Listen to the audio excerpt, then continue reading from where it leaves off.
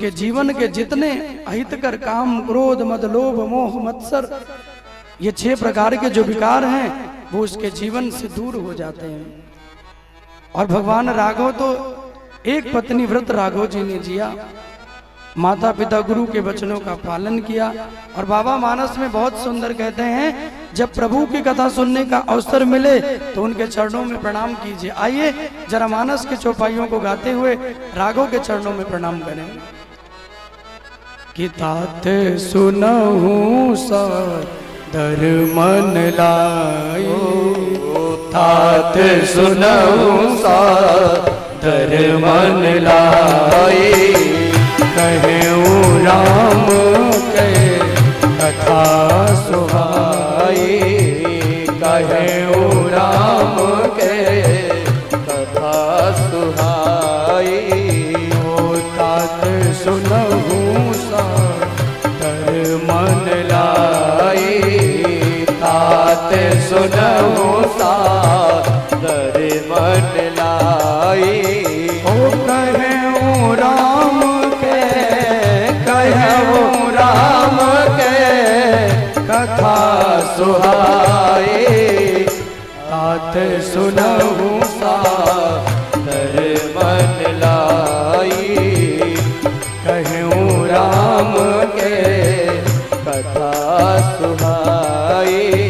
ओ राम कथा शशि किरण समान, राम कथा शशि किरण समाना, ओ संत चकोर करहि जहि पाना, हो संत चकोर कर जहि पाना।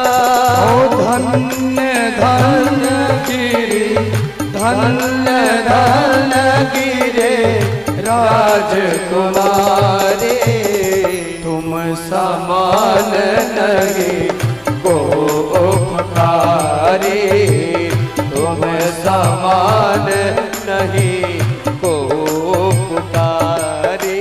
अरे पूछे हूँ रघुपति कथा प्रसंग, सकल लोक जग पावन गंगा। पूछे हूँ रघुपति कथा प्रसंग, सकल सब लोग लोक पावन गंगा। पूछे हूँ रघुपति कथा प्रसंग, सकल लोक जग पावन गंगा। पूछे हूँ रघुपति कथा प्रसंग, सकल लोक जग पावन गंगा। पूछे हूँ रघुपति कथा प्रसंग, पूछे हूँ रघुपति कथा प्रसंग। ओ सकल लोक जग, ओ सकल लोक जग पावन गंगा। सिया राम जय राम जय जय राम, सिया राम जय राम जय जय राम। ओ सिया राम जय राम जय जय राम, सिया राम जय राम सब लोग जय जय राम। ओ सिया राम जय राम जय जय राम, सिया राम जय राम जय जय राम। ओ सिया राम जय राम सिया राम जय राम जय जय राम, सिया राम जय राम जय जय राम।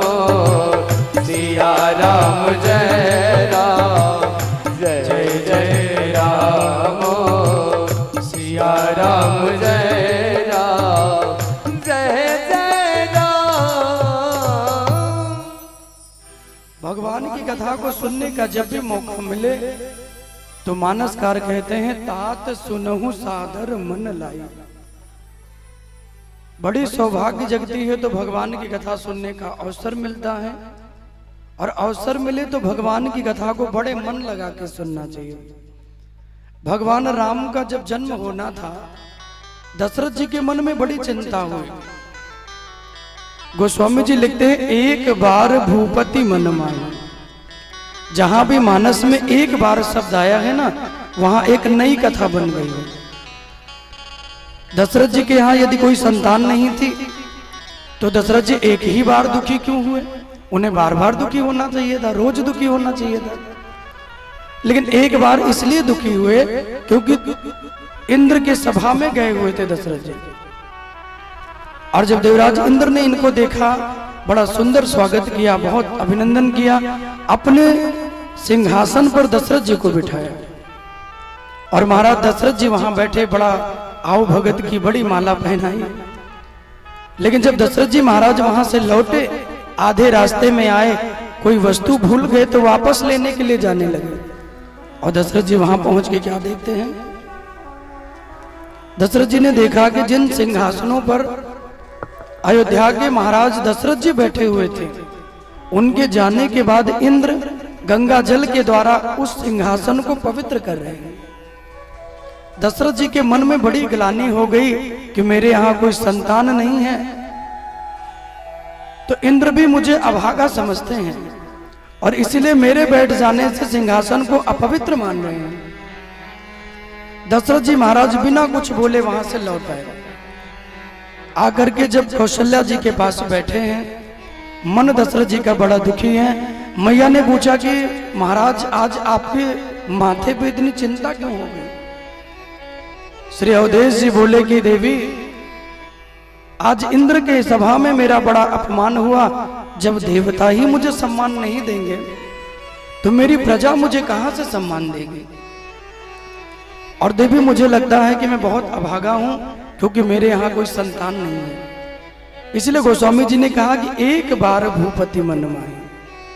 वो उस समय की बात है जब इंद्र के यहां गए थे। एक और कथा किसी पुराण में बड़ी सुंदर आई कि दशरथ जी एक दिन गुरु वशिष्ठ से मिलने के लिए गए। और जब उनसे मिलने के लिए गए तो गुरु जी कहीं गए हुए थे। गुरु का जो बेटा है वो आंगन में खेल रहा था। दशरथ जी महाराज थोड़ी देर वहां बैठे रहे और थोड़ी देर बैठने के बाद वशिष्ठ जी का वो पुत्र दौड़ा दौड़ा आया और दशरथ जी से एक बड़े आश्चर्यजनक प्रश्न किया। बेटे ने कहा कि महाराज मुझे क्षमा करें, लेकिन आप तो अयोध्या के इतने बड़े राजा हैं, इतने बड़े सम्राट हैं, आपके यहां तो मेरे गुरु, मेरे पिताजी गुरु बन के आपके पद को संभाल के रखा है, लेकिन आपके यहां तो कोई पुत्र ही नहीं है।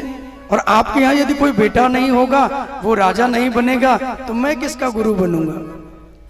मेरे पिताजी को तो आपका गुरु बनने का अवसर मिल गया, लेकिन मुझे लगता है कि आपके यहाँ गुरु बनने का संयोग नहीं मिलेगा, क्योंकि महाराज आपको तो कोई संतान ही नहीं है और जीवन का 3 हिस्सा गुजर गया और अब लगता है संतान की प्राप्ति भी नहीं होगी। बिना गुरु से मिले दशरथ जी लौट आए और गोस्वामी जी कहे कि एक बार भूपति मन माए। लौटे तो फिर कौशल्या जी ने पूछा क्या हुआ, तो सारी बात बताई। तो धन्य है मां कौशल्या जिन्होंने बड़ी सुंदर युक्ति बताई।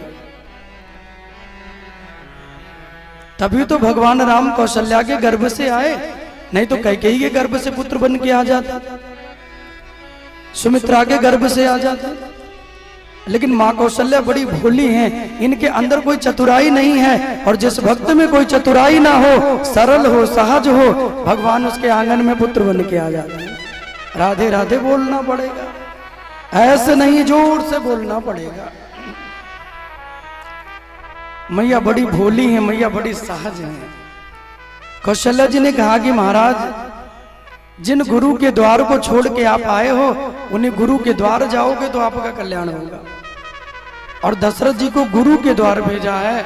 और जब गुरु के द्वार गए, वशिष्ठ जी के चरणों में प्रणाम करके चरण लाग कर विनय विशाला, निज सुख दुख सब गुरु ही सुनायूं। अपने सुख अपने दुख को जाके गुरु जी को बताया।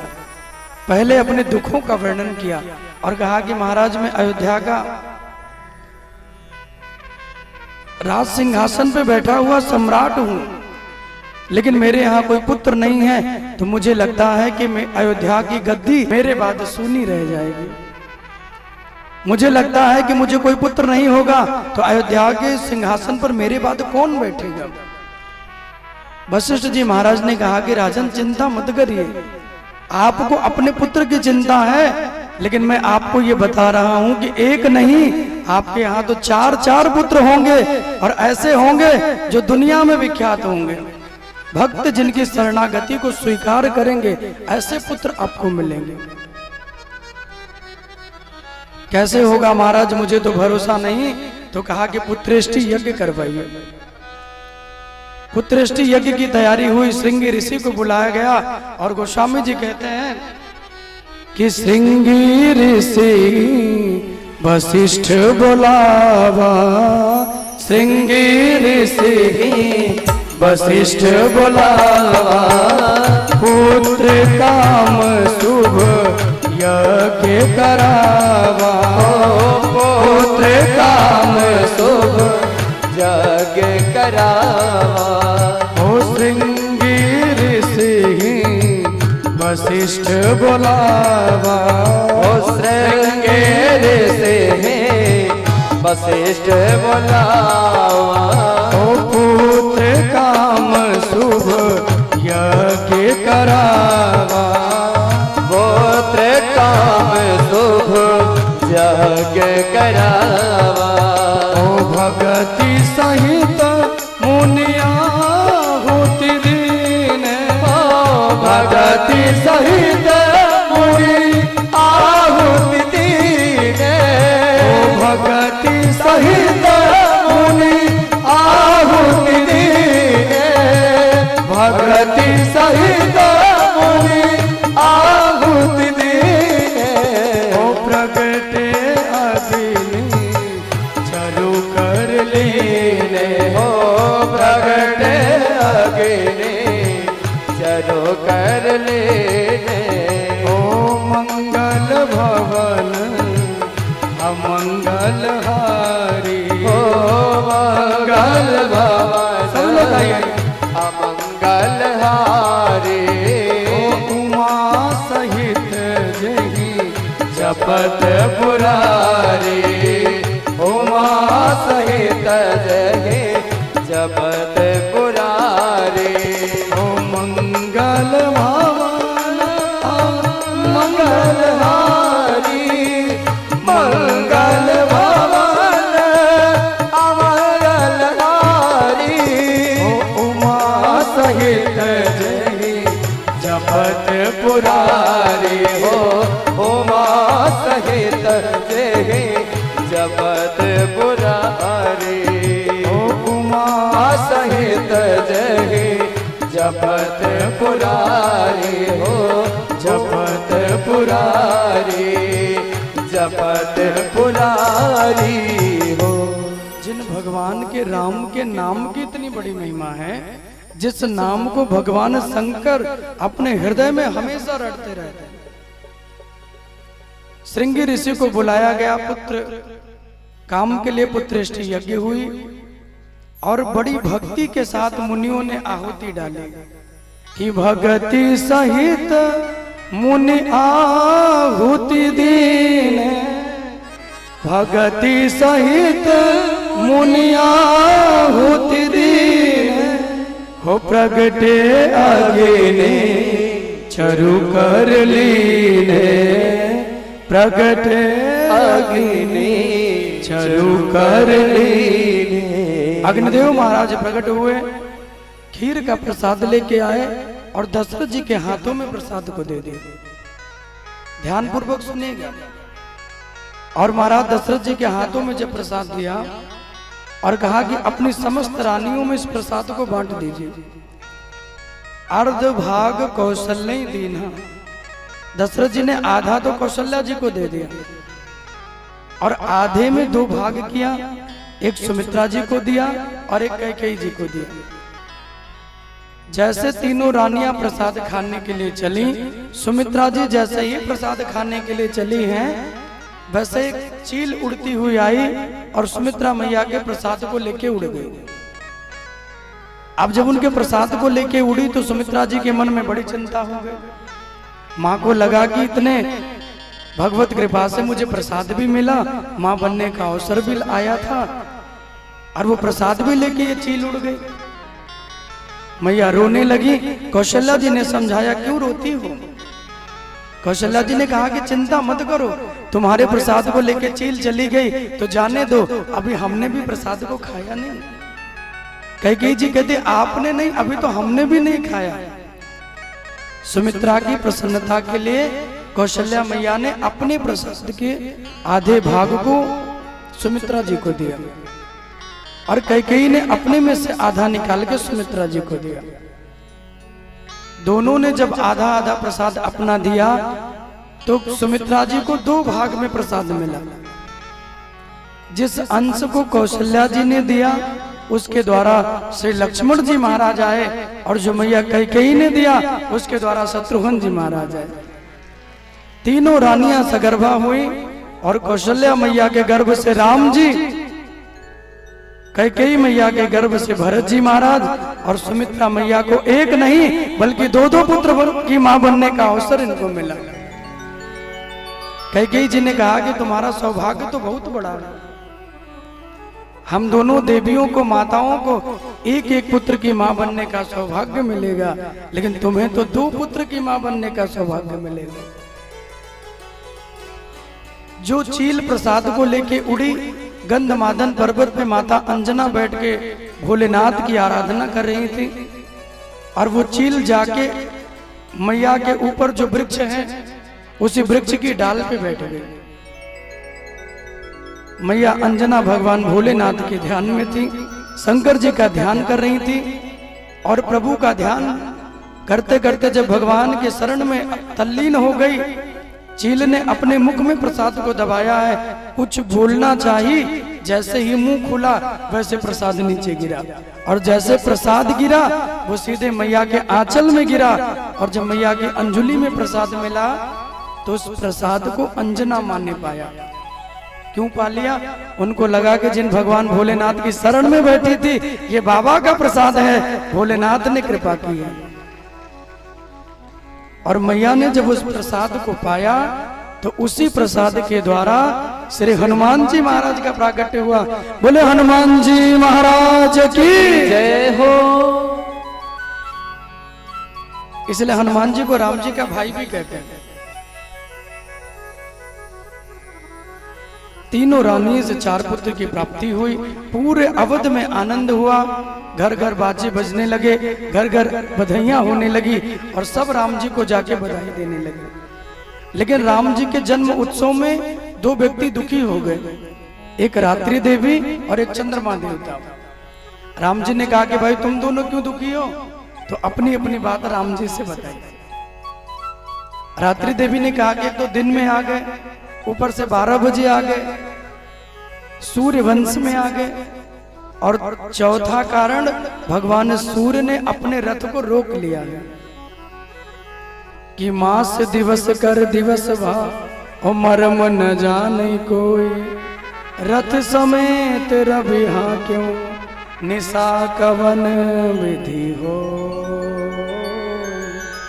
निशा कवन विधि।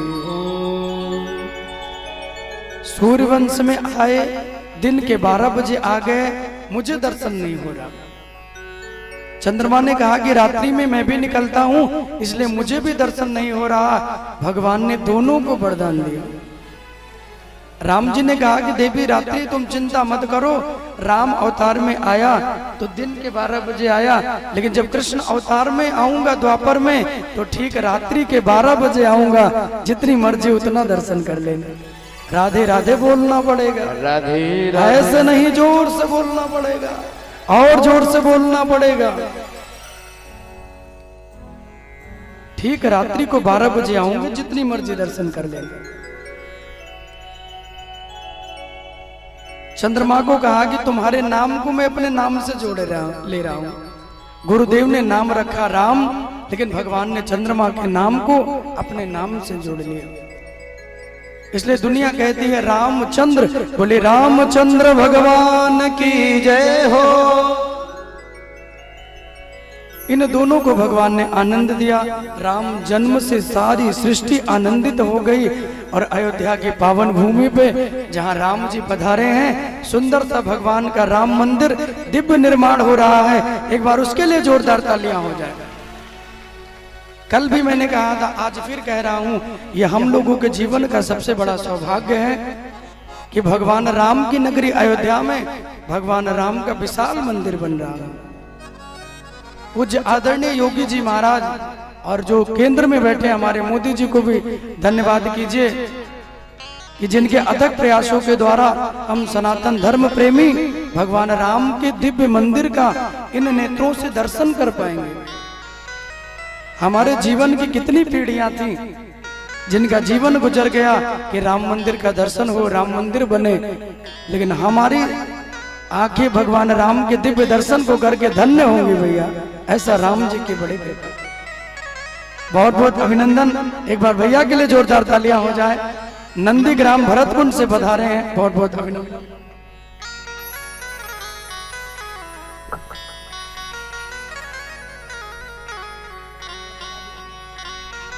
भैया के लिए एक बार जोरदार तालियां हो जाए। आपका भी बहुत बहुत आभार। विराज जाइए। बहुत बहुत अभिनंदन। आज हम सबके जीवन में बड़ी कृपा हुई है कि अनेक अनेक संत महात्माओं का हमें दिव्य दर्शन हो रहा है। और जिन राम जी की हम कथा सुना रहे हैं, जहां हमारे भरत भैया, राम जी तो उस सिंहासन पर बैठे नहीं, लेकिन उनके चरण पादुका लाकर भरत ने वहां रखी और नंदीग्राम में ही जाकर 14 वर्षों तक भगवान के राम के आने की प्रतीक्षा की। सिंहासन पे बैठने के लिए युद्ध तो दुनिया ने बहुत देखा मेरे भाई बहन, लेकिन सिंहासन पे बैठाने के लिए युद्ध तो केवल श्री धाम अयोध्या में हुआ है। न मैं बैठूं ना आप बैठिए, वो कहते आप बैठिए। जोरदार ताली हो जाए। कमल मौर्य भैया का बहुत बहुत अभिनंदन। आपका भी बहुत बहुत साधुवाद, बहुत बहुत आभार। अच्छा अच्छा, वाह वाह भैया। अयोध्या तो एक बार भैया के लिए तालियां हो जाए। राम जी के बहुत ही प्रेमी लग रहे हैं और होना भी चाहिए। अवध की भूमि पर रहकर राम जी से प्रेम ना हो तो किससे प्रेम होगा। अयोध्या जैसे पावन भूमि में बैठकर भगवान रघुनंदन के चरणों में हमारा अनुराग ना हो तो हमारा मानव जीवन ही व्यर्थ है मेरे भाई बहन। और इतने इतने साधु संतों का यहाँ दर्शन, प्रभु की कृपा, भगवत कृपा हमें मिल रही है। एक हमने सनातन धर्म प्रेमियों के लिए एक सुंदर सा भजन लिखा है। अगर आप कहिए तो राम जी के लिए वो भजन हम सुना दें। और इस भजन में मैंने बहुत सुंदर सुंदर चीजों को वर्णन करने का कोशिश की है। तो आइए जरा आप मेरे साथ मिलकर इस सुंदर से राम भजन का आनंद लेंगे। आपको बड़ा आनंद आएगा इस भजन को गाकर। हम तो हिंदू हैं, हिंदू कहाएंगे और राम चरणों में बलि बलि जाएंगे। हम तो हिंदू हैं, हिंदू कहाएंगे, राम चरणों में बलि बलि जाएंगे। हम तो हिंदू हैं, हिंदू कहाएंगे, राम चरणों में बलि बलि जाएंगे। हम तो हिंदू हैं, हिंदू कहाएंगे, राम चरणों में बलि बलि जाएंगे। हम तो हिंदू हैं,